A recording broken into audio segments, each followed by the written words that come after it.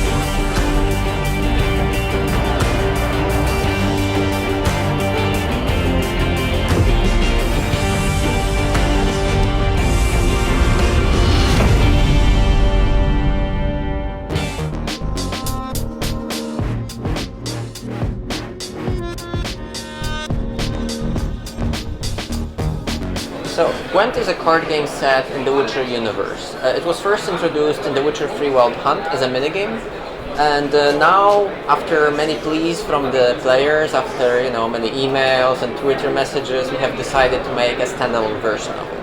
The standalone version will allow players to battle in the multiplayer, but it will also allow you to play versus AI in the single-player campaigns.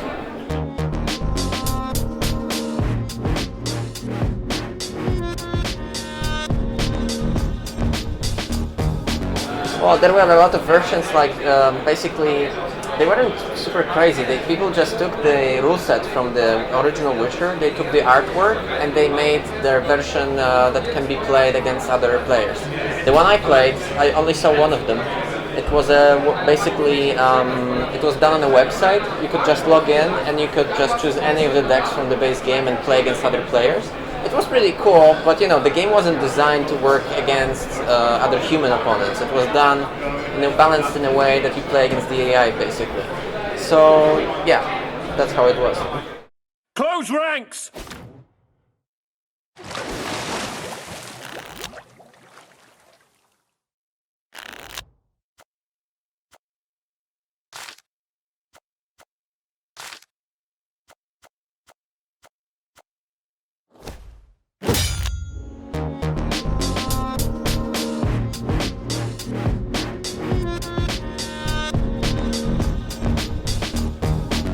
Well, basically, because the game is now a multiplayer game, we had to rebalance all of the cards. We had to add a lot of new mechanics, a lot of new abilities for the cards, because most cards in the Witcher Wild Hunt version, they were just pure values. They didn't do anything else apart from being strong units. Now most of the units and the characters, they actually do something that is very specific for them and connects to the lore of this character or this unit. So this is one huge change. Another one, we have introduced more rules to the deck building, for example. So, for example, in the Witcher Wild Hunt, you could have added as many hero cards as you wanted to your deck. In the Gwent standalone version, basically you can have up to 4 heroes in your deck. And as you can imagine, it changes the balancing of the game immensely. So I guess these would be the biggest changes. From the other changes, well, we have revamped the whole UI of the game. So right now it provides you with more information on what's happening on the board. It gives you the highlight of what the abilities of the cards are and so on. But also we have redrawn all the illustrations for the cards. They are all done from the scratch. So they are much nicer than they used to be in Wild Hunt.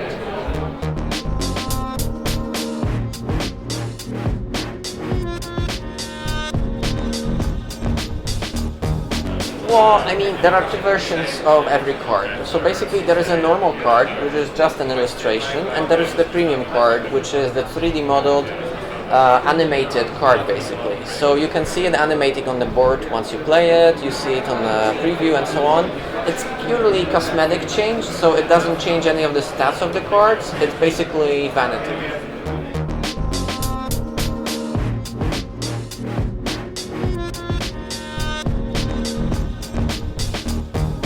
So basically it's 10 plus hours of gameplay. in a nutshell, you're playing as a commander of an army. You build up this army as you progress to the campaign. You explore a map on which you find hidden secrets, objects, you talk with characters, you see different things and so on. And the battles are symbolized by Gwent battles, obviously, so by card battles. And yeah, I think that's the shortest description I could give of what you can expect from single-player campaigns. I'll do what I can.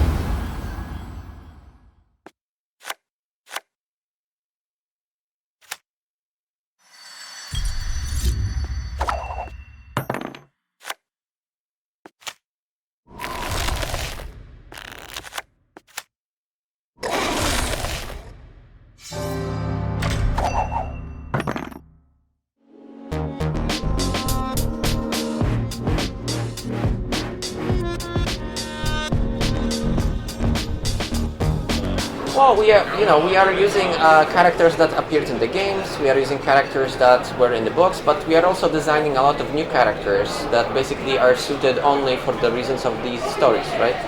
Of course, it's all set in the Witcher universe. Those are the untold stories from the Witcher universe. So we are making sure that all the characters we designed are still, in the same, true to the Witcher soul, basically. But yeah, it's mixed. It's mixed. We're doing different kinds of characters.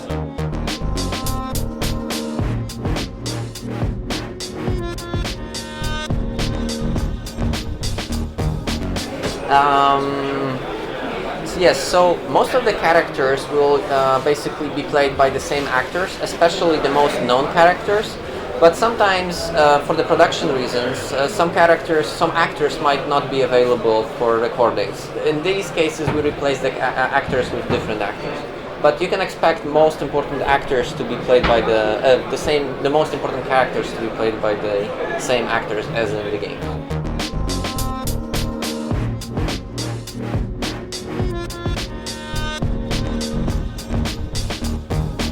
So yes, there will be the main quest that you have to complete in order to progress the story, but there will be also a lot of side activities. So the smaller stories that you can uncover that might give you special benefits depending on what your choices will be in those. Some of them might even impact the main storyline.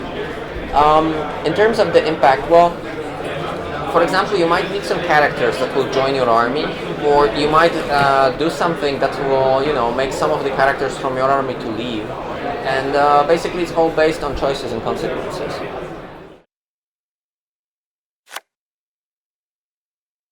With pleasure.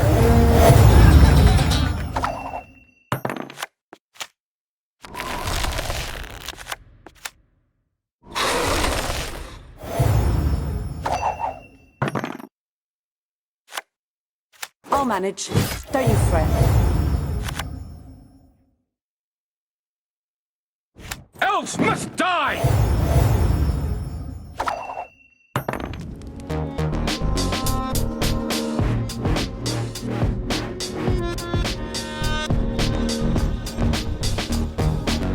In the single player, it's mostly scripted. So basically, depending on what the player's actions are, the characters will react to specific circumstances. It's all, contextual, and it's done like this so to avoid repetition.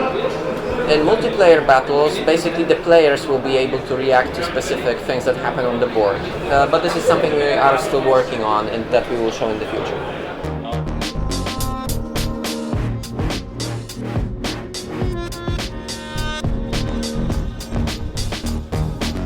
Well, we would love to, but this is something that we're not thinking about just yet, because, it's almost already a lot of effort to do this on the platforms we have chosen to start with. So, we'll see.